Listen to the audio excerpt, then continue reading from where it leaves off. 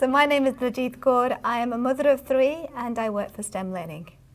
My name is Darshan Kaur. I'm a mother of 2 and I'm a pharmacist. My name is Inderpreet Kaur and I'm a master's student studying clinical biochemistry and immunology.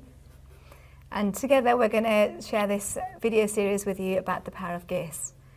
So we're going to start right at the beginning and look at the miracle of birth. So when a child is born, we all look at the child, and I'm a mother, you're an aunt, and we always say how beautiful the child is. We don't question anything about the child, so we don't talk about anything about their features, really, do we? Yeah, we embrace like all the differences that they have because they're unique. We don't try to make any kind of comments about this child that's just been born, about them being maybe too small or too tall or having a funny nose. We genuinely smile and we're grateful and we just look at the miracle of life. That's the kind of thing we do. So to us we say like, oh, they've got perfect eyes, perfect nose, perfect smile, everything's just so perfect and so amazing to us. And it's interesting when the child starts developing and the child becomes a toddler and then we start changing. So something starts happening there where we look at the child and we decide that the child's hair is a bit long now. Yeah. And we decide that, but we don't actually talk to the child. So some parents might decide actually the hair needs to be put up in a ponytail. You know, we have that, and some parents might say that. But interesting, some children go to the barbers or they start being modelled in a certain way. What do you think?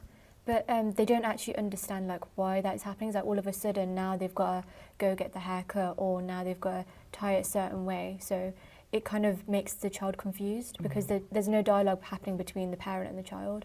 They haven't been told of why the case is there and why is it being cut. Yeah. So they're starting to think that something's wrong with them because now all of a sudden they're getting changed and modified. Yeah, you're changing, you're modifying this child now. So you're taking them to the barbers and you're doing a trim.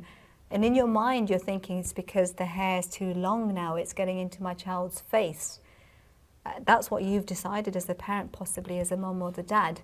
But that child doesn't know anything. The child doesn't know any better. But we're already, interestingly, at that really early age, we're beginning to tell that child that they need to be changed, that they are no longer perfect the way they were, that we need to modify them a little bit, Hannah. So it's at this point where we need to, I think as a community and as aunts, we all kind of need to look at that role that we play. So we've got to own that, and we've got to say, actually, we've got to let the child know what they're doing, what's happening.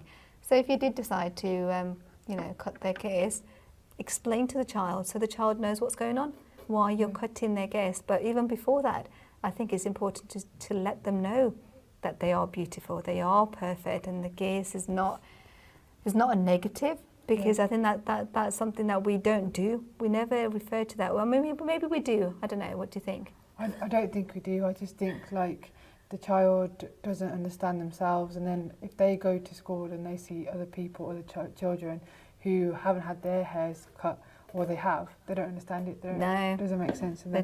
They don't. So this journey then carries on. So when they're a toddler, we start modifying them. So at 5 and 6 and 7 now, we're doing a lot of different things. But what we've got to remember is we are projecting some ideology on this child. So where we are styling their hair, because a 6-year-old doesn't know how to style their hair. Yeah. Where we are doing that really, Hannah. So some of it might be societal.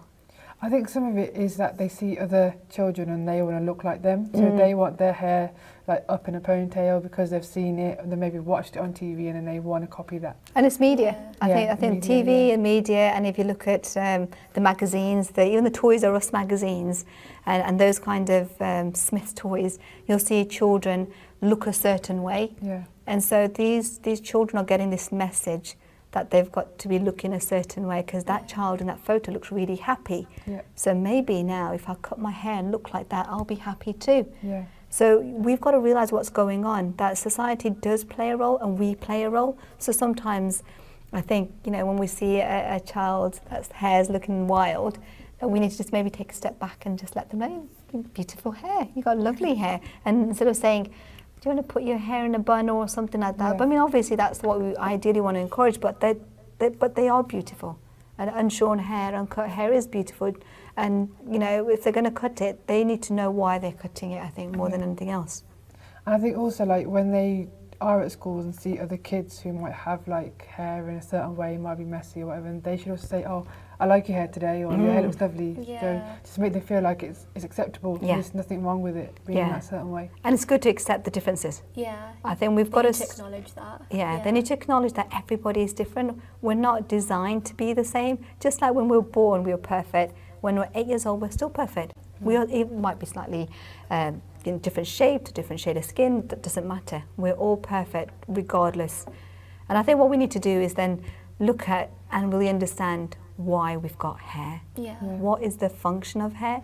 Because if we can do that, then at an early age we can tell the children, oh look, you've got different hair and it's got a different purpose behind it.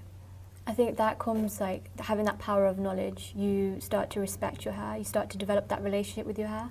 Because if you're not talking about that with the child, then how are they supposed to have that relationship with their hair? And if they don't, then you're more likely to cut your hair or like dishonor it, or, you know, do all sorts of things to your hair because you don't have that understanding that I'll have this hair and this is the reason why I have it.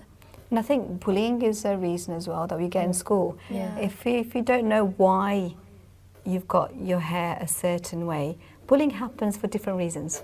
It can happen to somebody who has shorn hair, you know, short hair, long hair, somebody who has the hair tied up in braids, somebody who has it loose. Bullying happens, but what they need to do is be empowered by what is the purpose of hair. When they know, they can be a little bit more comfortable in their skin. Yeah. Yeah.